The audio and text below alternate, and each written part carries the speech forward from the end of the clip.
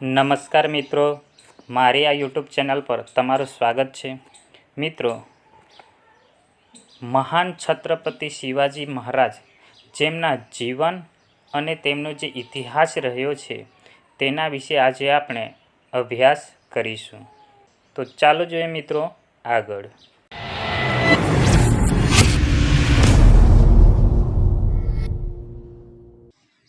તો મિત્રો, મરાઠા સામ્રાજ્ય, જેમાં એક મહાન રાજા જેમનું નામ હતું છત્રપતિ શિવાજી મહારાજ. તો મિત્રો, આજે આપણે છત્રપતિ શિવાજી મહારાજ વિશે જોઈશું. તો ચાલો જોઈએ મિત્રો. જેમાં શિવાજીનો જે જન્મ છે તેમની વાત કરીએ તો મિત્રો ઈસવીસન 1627માં થયો હતો, જે શિવનેરી કિલ્લામાં થયો હતો. ત્યારબાદ શિવાજીના માતાનું નામ જોઈએ તો મિત્રો જીજાબાઈ હતું, અને જે પિતા હતા તેમનું નામ શાહજી ભોસલે હતું. ત્યારબાદ આગળ વાત કરીએ તો મિત્રો જે છત્રપતિ શિવાજી મહારાજ છે તેમના જે આધ્યાત્મિક ગુરુ હતા તેમનું નામ રામદાસ હતું. અને શૈક્ષણિક અને સંરક્ષણ ગુરુની વાત કરીએ તો મિત્રો તેમનું નામ કોંડદેવ હતું. ત્યારબાદ આગળ જોઈએ મિત્રો તો શિવાજી હિન્દુ ધર્મોદ્ધારક અને ડુંગરના ઉંદર તરીકે પણ ઓળખાય છે. એટલે કે મિત્રો છત્રપતિજી શિવાજી મહારાજ છે તેઓ હિન્દુ ધર્મોદ્ધારક, ડુંગરના ઉંદર જેવા ઉપનામોથી પણ ઓળખાય છે. ત્યારબાદ શિવાજીના લગ્નની વાત કરીએ તો મિત્રો ઈસવીસન 1640માં થયું હતું, જે સાલબાઈ નિંબાકર સાથે થયા હતા. તો મિત્રો આ એક છત્રપતિ શિવાજીની પરિચયની વાત છે. ત્યારબાદ આગળ જોઈએ મિત્રો,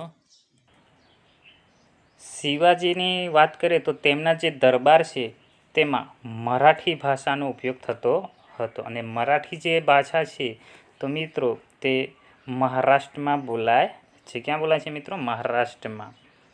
ત્યારબાદ આગળ વાત કરીએ તો મિત્રો શિવાજીએ ઈસવીસન 1643માં બીજાપુરના સિંહગઢનો કિલ્લો જીત્યો હતો.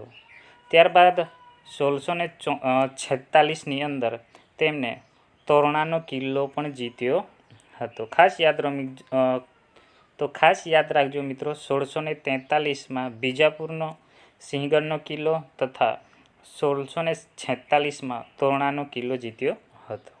ત્યારબાદ આગળ જોઈએ મિત્રો તો શિવાજીએ રાયગઢ કિલ્લાનું નિર્માણ કરાવ્યું હતું. યાદ રાખજો મિત્રો, રાયગઢ કિલ્લાનું નિર્માણ છત્રપતિ શિવાજીએ કરાવ્યું હતું.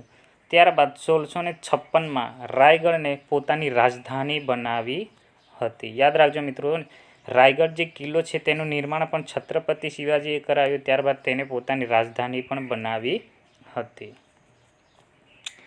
ઈસવીસન 1664 અને 1670માં સુરતને લૂંટ્યું હતું. સુરત છે મિત્રો શિવાજી મહારાજે 2 વખત લૂંટ્યું હતું, અને તે વખતે અંગ્રેજો છે તેઓ પણ ભારતમાં હતા.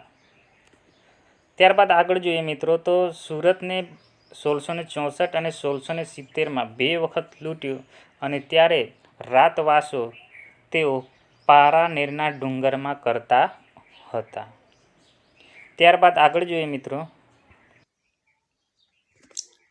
તો મિત્રો શિવાજી મહારાજ છે તેઓ એક યુદ્ધ પદ્ધતિથી માહિતગાર હતા, જેનું નામ છે ગેરિલા યુદ્ધ પદ્ધતિ હતું.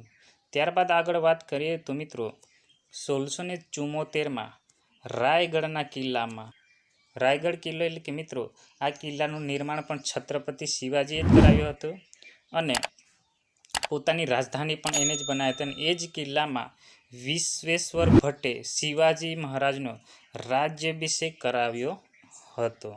ત્યારબાદ આગળ જોઈએ તો મિત્રો શિવાજીએ દક્ષિણની રાજધાની કોને બનાવી? તો મિત્રો ઝિંઝીને બનાવી હતી. ત્યારબાદ આગળ જોઈએ મિત્રો, રાજ્યને વ્યવસ્થિત ચલાવવા માટે શિવાજી મહારાજે અષ્ટપ્રધાન મંડળની રચના કરી હતી. અને ત્યારબાદ ઈસવીસન 1680માં એવા મહાન છત્રપતિ શિવાજીનું અવસાન થયું હતું. યાદ રાખજો મિત્રો, 1627ની અંદર તેમનો જન્મ થયો હતો અને 1680માં તેમનું અવસાન થયું હતું.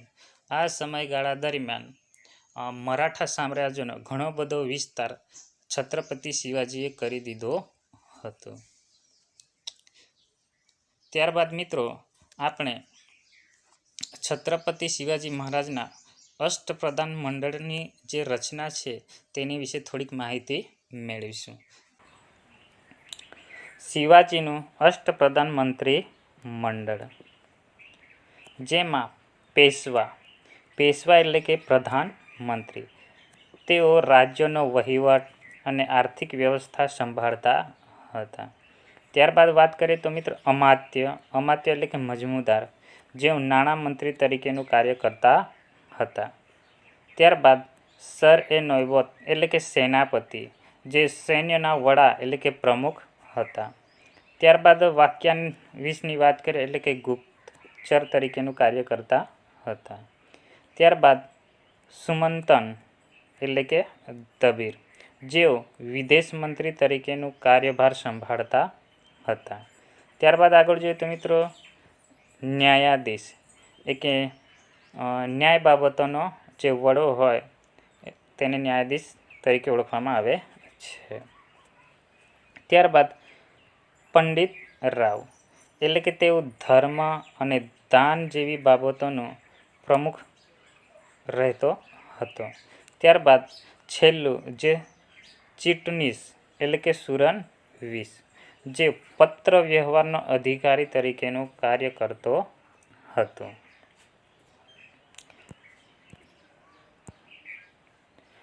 તો મિત્રો મારો આ વિડીયો તમને જો ગમ્યો હોય, લાઈક, શેર અને સબસ્ક્રાઈબ કરી દેજો. આભાર મિત્રો.